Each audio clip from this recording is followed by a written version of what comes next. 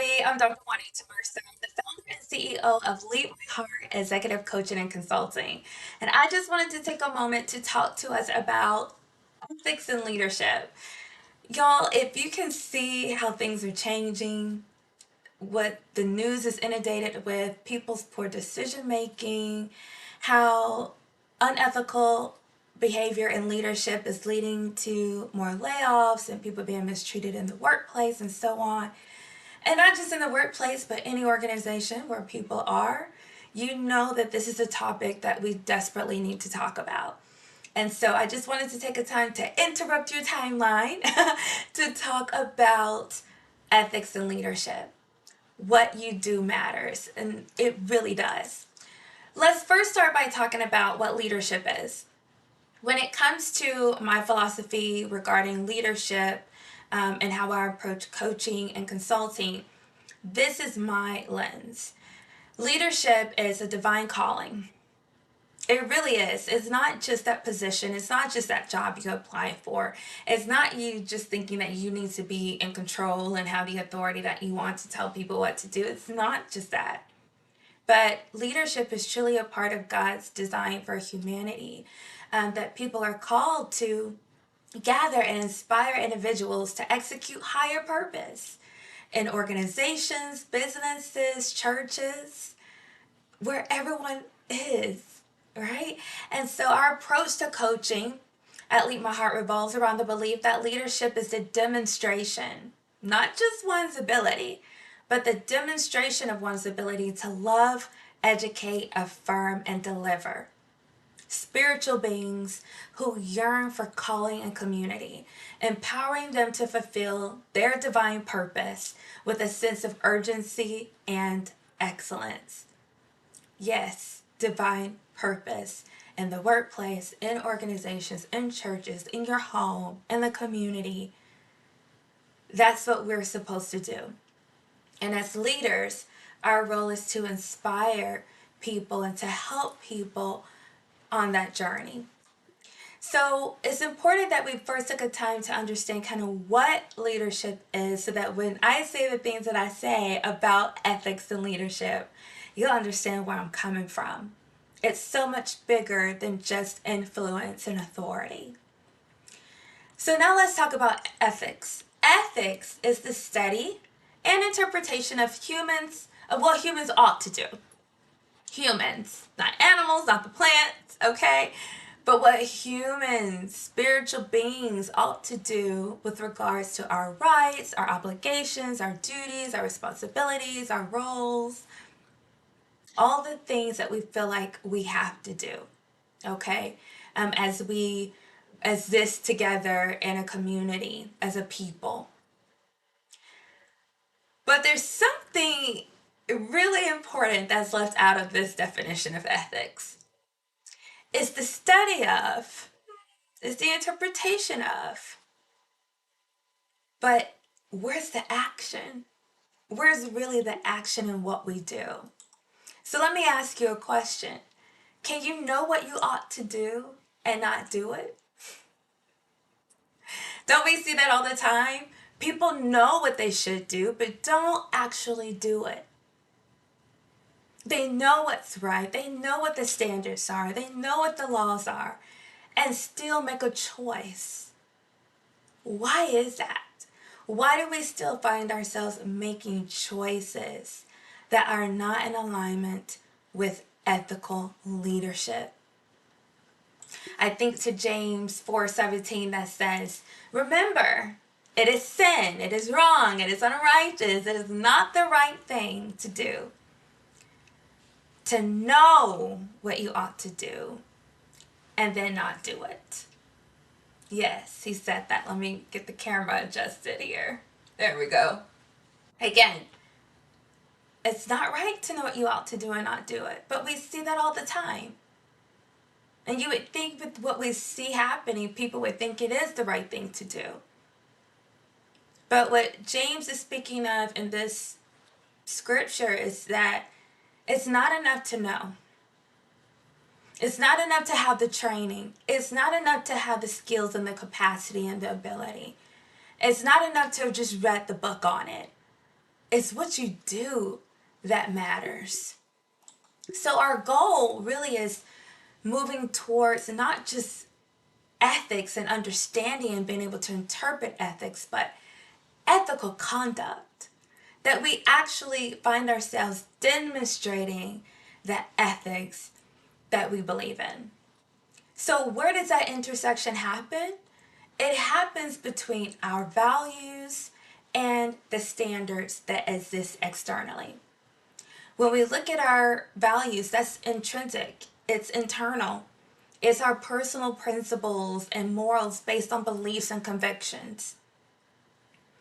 What life has taught us, what we've seen, what we experience, what we feel.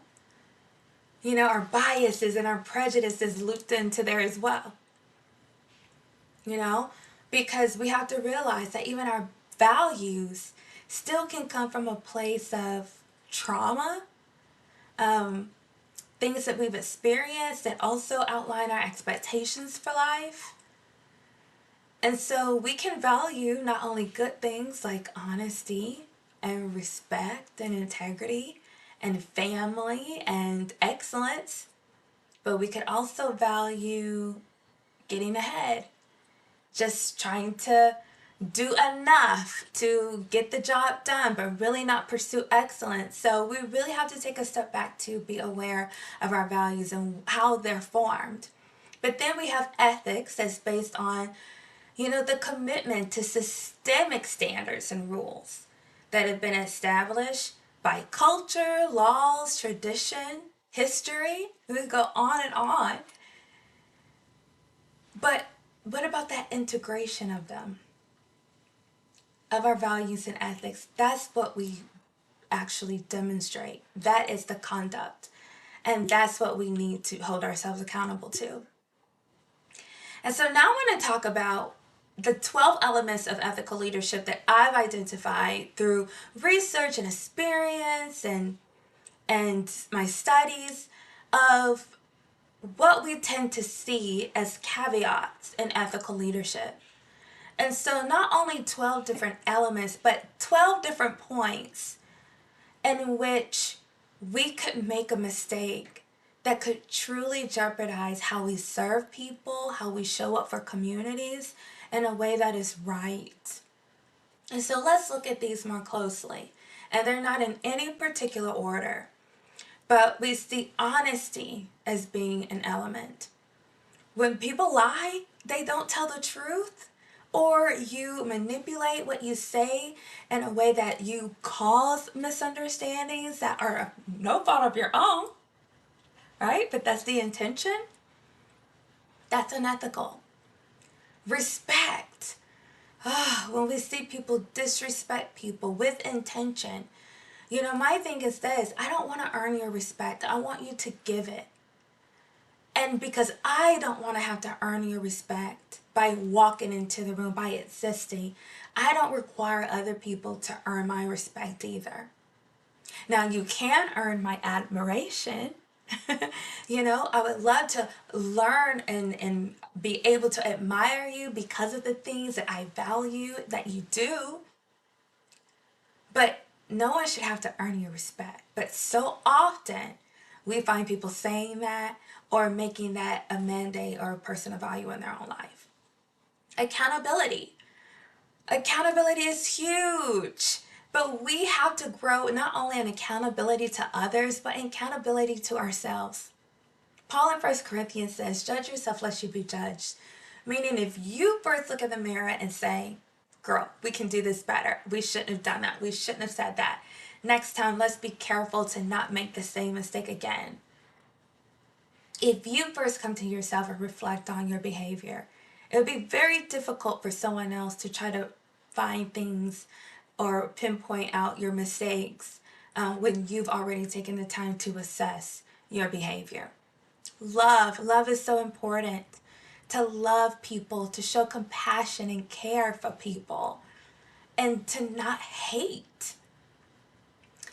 How many times have I dealt with people in the workplace who are literally being bullied by other adults and people in authority? We can't do that. That's unethical. Vision, purpose. When people don't have a sense of purpose, of direction, and where they're headed, where they're going, it can cause all sorts of chaos and confusion. So, truly, lack of vision and purpose is unethical. People ought to know where you're taking them. And that speaks to the deliver function of leadership. Our responsibility to take people from chaos to order, from misunderstanding to having clear vision. Empathy. Do we truly understand what people's perspectives are and what their needs are? Or do we take for granted that we think we know, or we just want to go on what we want to give them? When we choose to be not empathetic towards others, it's truly unethical, because it's really difficult to say that we're serving other people, that this is our business, this is what we do, this is who we are, if we're not committed to understanding the needs of the people we serve. Integrity. Are you doing what you say you're doing in the way that you say you're doing it when no one else is watching? That has to be enough. I always say that it's more important what you do in meetings with your team than what you put on social media. What your team can say about the integrity of your leadership and how you run your organization or your business or your program or that initiative speaks higher volumes than the nice marketing video or the story that you wrote or the narrative that you put together for social media. That's just good marketing. But what are you doing behind closed doors? Compliance.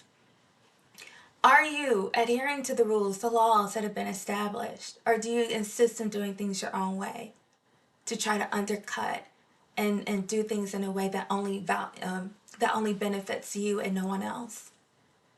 Excellence. Yes, because mediocrity is unethical. That is a personal value of mine. To choose to be mediocre, to choose to do the bare minimum, to choose to say, this is just good enough, without saying this is the best of what I have to offer in this moment with what I have. When you choose to be mediocre and not give your best, is unethical. Don't we all deserve the best? Not just in what we receive, but in what we give. We do. Commitment. Are you doing what you said you would do? That mission statement, that purpose statement, that vision statement that you have, are you actually fulfilling that in every initiative that you have and how you spend your funding? And then evidence. Do you value the data that tells you how you should make decisions? When we don't depend on the data, y'all, it's truly unethical. So we've talked about those 12 different elements, but here's 7 steps that you can take to ensure that you are exhibiting ethical leadership. Number 1, pray about your ethical standards. And what I mean by that, to me as a woman of faith, I'm seeking God's guidance. But if you're not a person of faith, where are you getting wisdom from? Are you talking to people to understand what type of policies and procedures you need to have in place, built into the infrastructure of your organization, that ensures that you have the ethical standards in place that are needed to serve your customers, your clients, your team members, all of your stakeholders well? Also, put your standards in writing and be clear. Chaos and confusion thrives in ambiguity.